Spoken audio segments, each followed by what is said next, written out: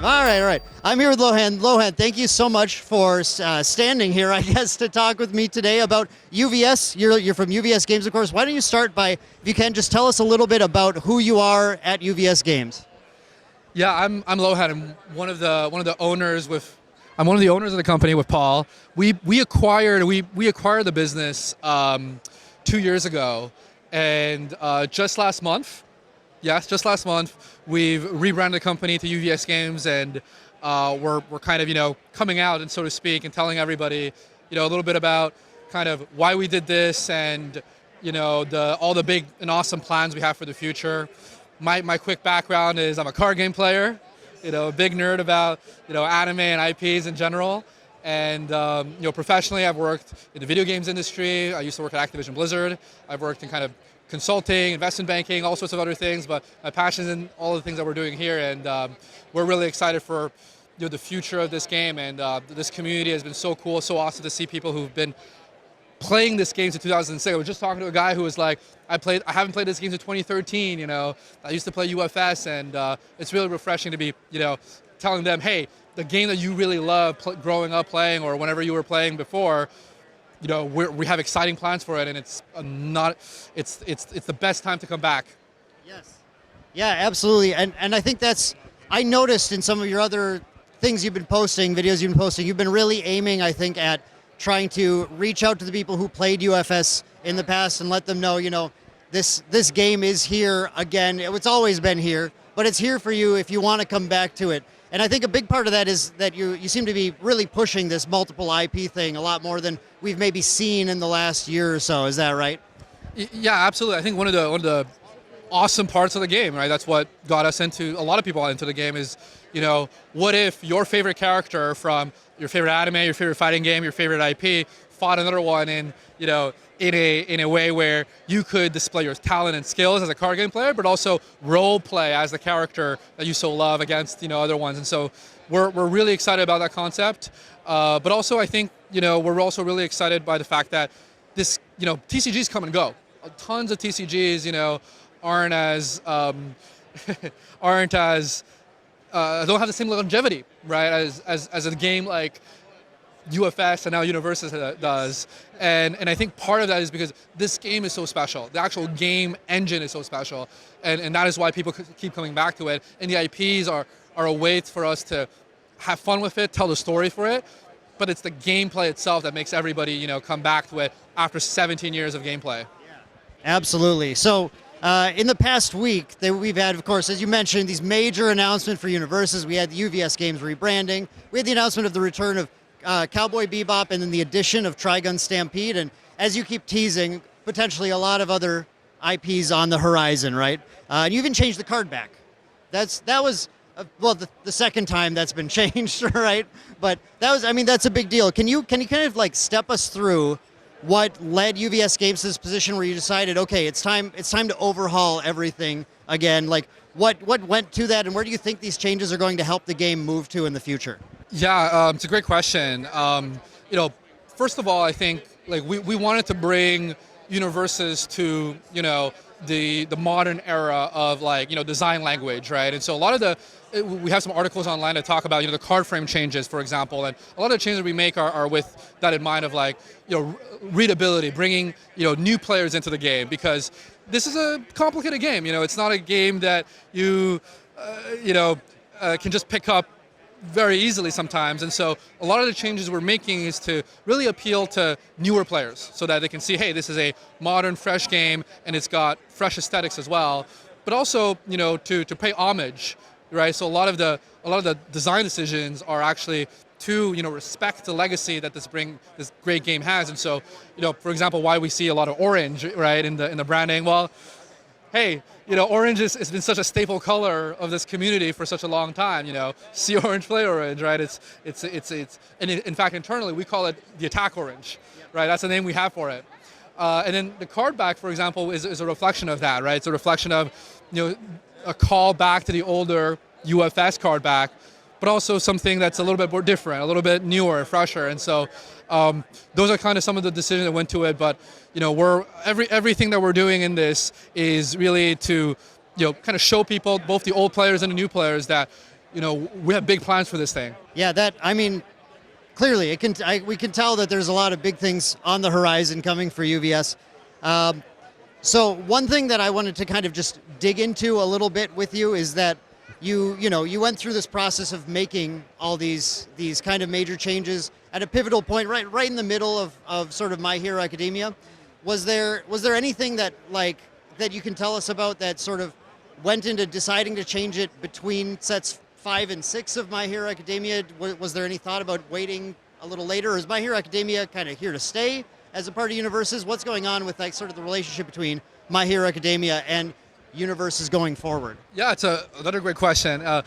My Hero's a fantastic IP. We're huge fans of the My Hero franchise, and I think the way I would describe this is that My Hero will be a tentpole IP for us, right? It's an IP that you can expect to continue playing and receiving new products from My Hero for a long time to come. As long as people are interested in the IP, are interested in the show, we will have more My Hero Academia products.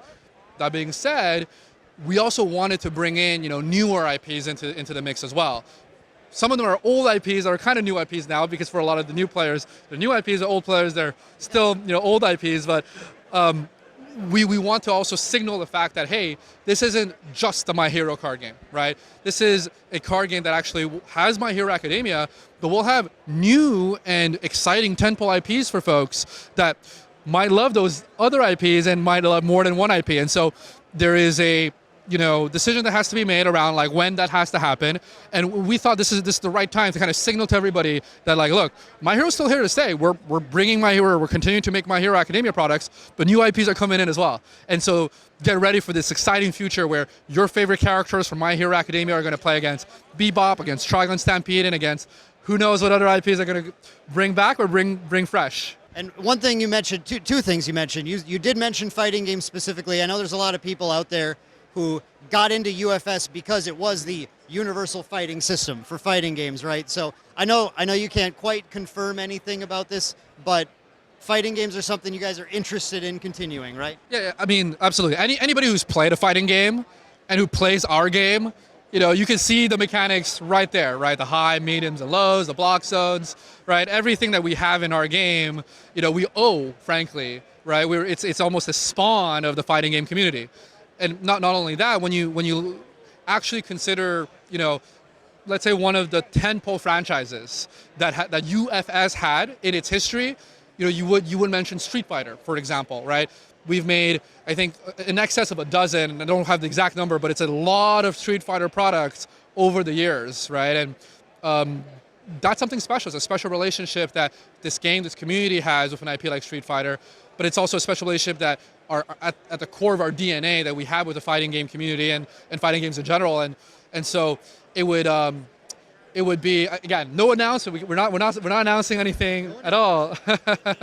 But you can expect us to return to fighting games in the potential future. Yeah, and frankly, for a lot of the IPs, right, My Hero Academia, right, you can look it up. They have fighting games that have been made from My Hero Academia, the IP too. So there's a little bit of that play between our IPs, the ones that we have currently, from the anime, and also just fighting games in general out there that also have interplay there. And I think there's a lot of cool things to explore. And then the other thing, and I'm not going to make you say anything about this, but you did mention you have a history with Activision Blizzard. And I have thought that Overwatch would make a pretty great fit for the UVS system. So I'm going to move on to the next question here.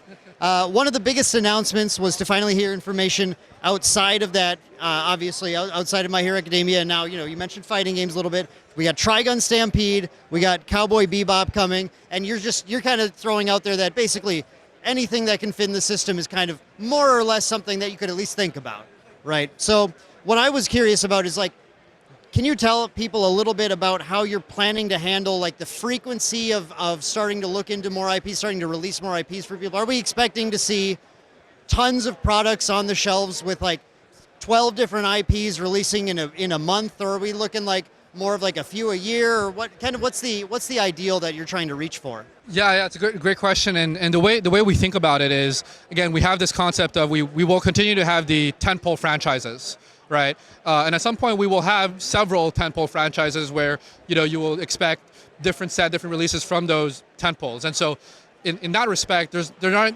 diversity on the tentpole side is not going to be 12 a month for sure, right? We're going to have a few that are going to be the anchor IPs for the game.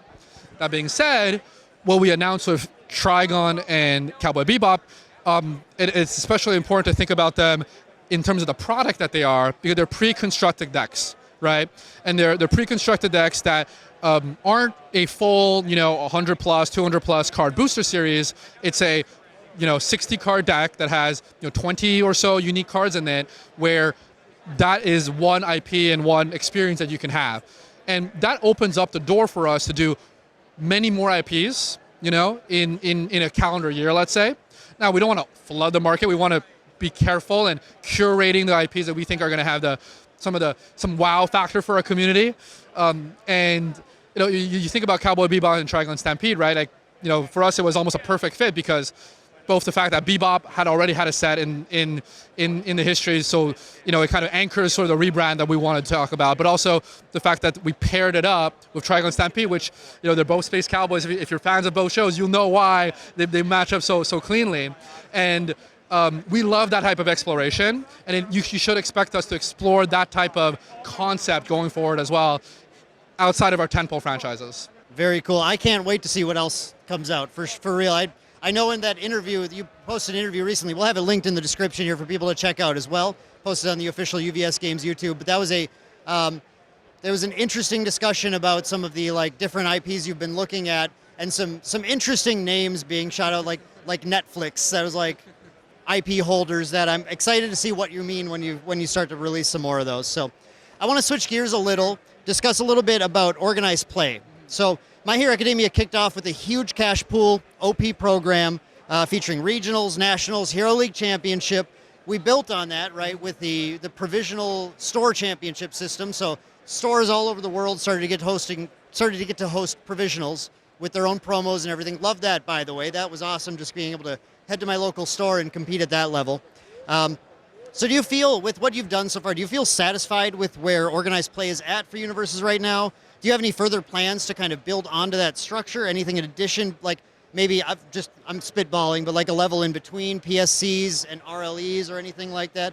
Or is there anything exciting in the OP pipeline coming for our competitive UVS players to be looking into in the future? Yeah, another great question.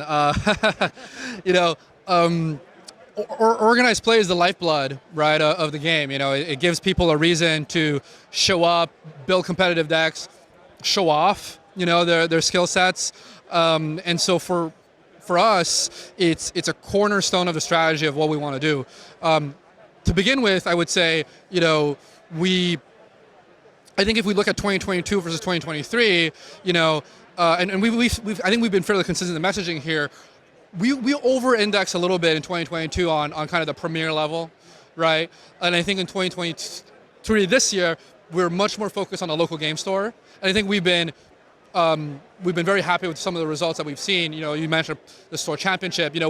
I constantly hear people, traveling, different places to, hours, more than that, to kind of play in different tournaments all over the place. And not to say too much, because we haven't announced any of our full plans for 2024, but you can expect us to continue doubling down, on the things that are working currently, which is continue to anchor our play in the local communities that, make this game a success. And, if we think about organized play for us, in relation with the IP changes that we have, right? We're so excited for that future where, you show up to an event and you can play a deck from several different IPs, right? You might have one format for, one IP versus the other, right? I don't want to say too much there, keep things a little lit. But I think that's where organized play is trending towards. So continue local support. Obviously, we're at Gen Con. We have a huge, we're going to be at the Lucas Oil Stadium. It's going to be really exciting for the players out there. We're going to continue doing these big events as well. And then really the next layer after that is bringing in the richness and diversity that we have in the IP side of things that will, kind of take it even to the next level in terms of the player experience. That sounds awesome, and I'm looking forward to what the next level looks like once you actually... I do have one thing to say, because I've seen these comments online actually that, that the Cowboy Bebop decks and the Triangle and Stampede decks somehow are not going to be legal or organized play. I'm here to say that is categorically false. We never made any suggested statements of that nature. If you want to play your Bebop cards in your Bakugo 1 deck, you can do that. If you want to play your Triangle and Stampede deck in your, Void Eraserhead deck, not that he has Void, I don't know what, we haven't announced what symbol he has yet, but you are going to be able to play those cards with the current cards that we have out already. Okay, I think what that comes from is they're not My Hero Academia, and right now we play what's called the My Hero Academia format, right? So I can understand the confusion, but the big thing is there's more announcements to come about the format, so stay tuned on that one. Okay, next I wanted to say, from your recent video, so you two made a point to talk about the great community that UVS has, and UVS really has had just an incredible, a dedicated core fan base that has been there. Some of these people have been there from the very beginning, from Sabretooth, from Fantasy Flight Games, they picked up along the way, and then from Jasco's tenure on it as well. So I absolutely agree with that, of course. I want to also give you a chance to perhaps pitch UVS to local game stores out there, because I know from my experience with local game stores, it can be challenging. There's, especially today, there's so many card games out there, right? So just with what you know about what's coming for UVS in mind, how do you pitch this game to stores other than saying, the people are great?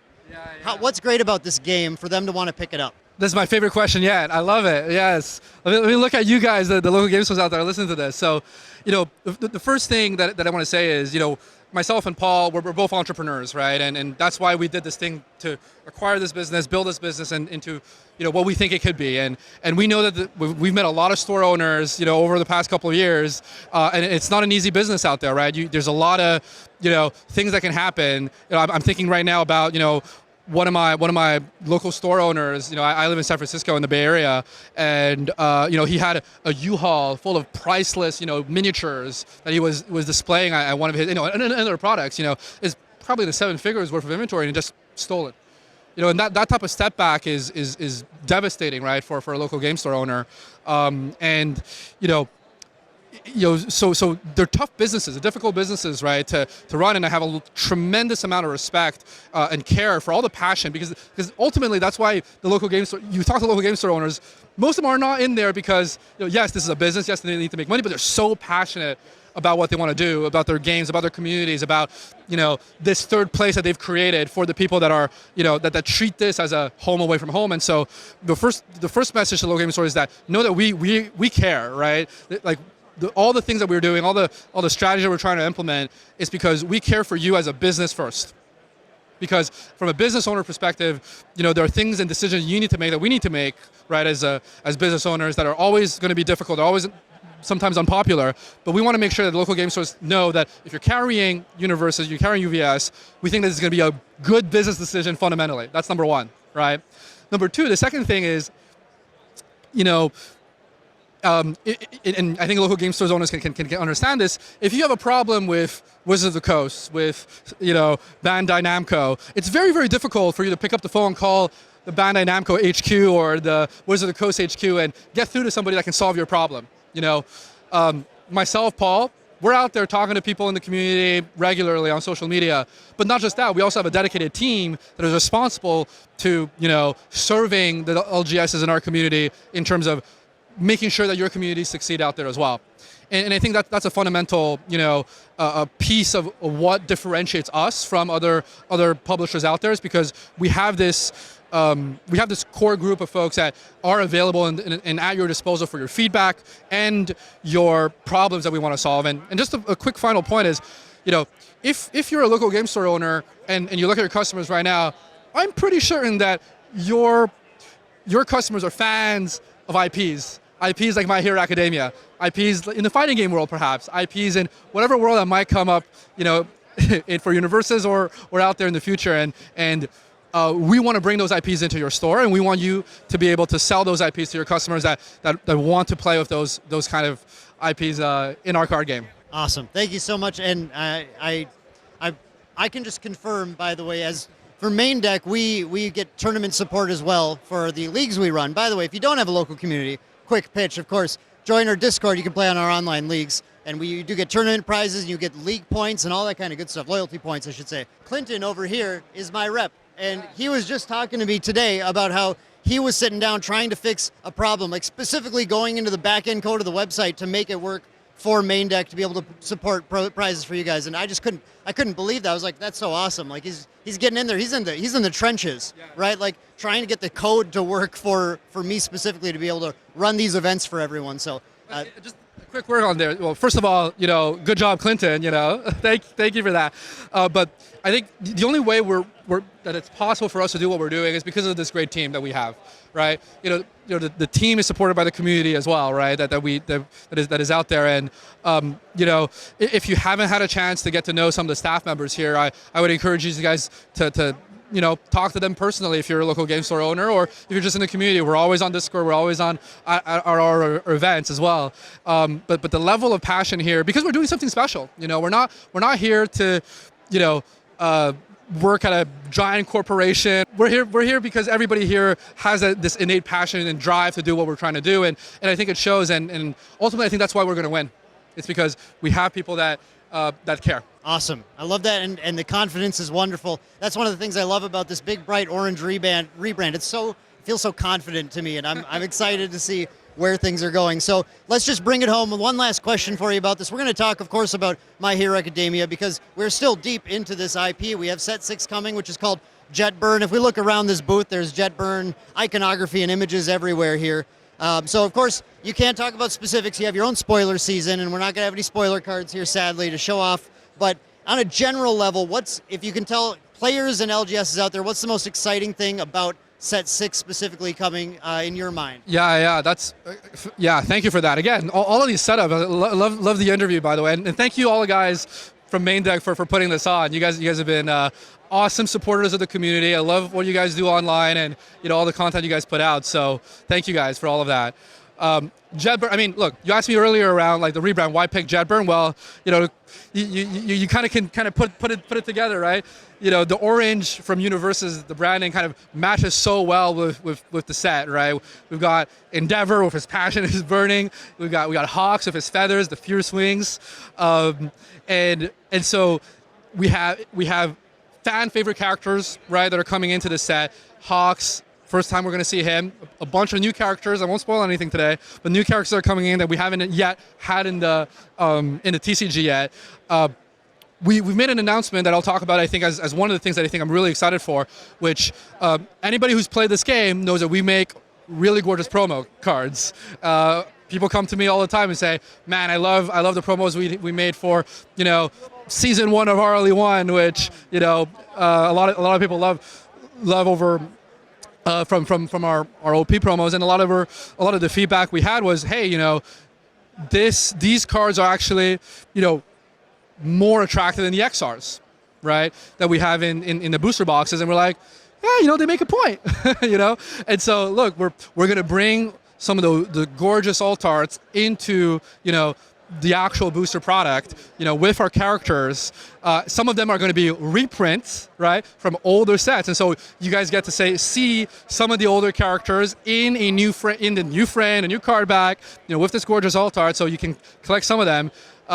Look, there's too many characters for us to do all of them, right? And so a lot of people will be like, I wish they did this one, but I'm really excited to showcase those for sure. And I think between this change, because there's going to be one a box, as kind of the pull rate, and the secret rare change we did for set 5, where you have one secret rare per box, so we're carrying it forward. I think it's never been a better time to crack a box of UNIVERSUS and My Hero Academia CCG. So we're really excited to put that product out. Awesome, and yeah, of course, I can't wait to start cracking some boxes either. Very excited for JetBurn. Very excited for the future of UVS. So, Luohan, thank you so much for standing. I thought we'd be sitting down, but standing with me and talking with me today about this. And of course, you can find out all the information you need. We got UVSgames.com, right? New website, new information on there. You can find out all about the rebrand and everything. And we'll be bringing you more content about UVS here on Maindeck for a long time to come. So appreciate it so much, Luohan. You have a wonderful rest of your con, and thanks for talking to us today. Thank you, Dad. Thanks for watching another Maindeck video. You can support Maindeck by shopping at tcgplayer.com using our affiliate link. Check the description of the video for details. Maindeck is sponsored by J-Dubs Sports Cards and Gaming. Visit jwwcards.com and by our amazing patrons. Get exclusive content and other cool perks on the Maindeck Patreon. And hey, while you're here, I bet you'd like one of these videos. Go ahead, click one. I know you're gonna love it.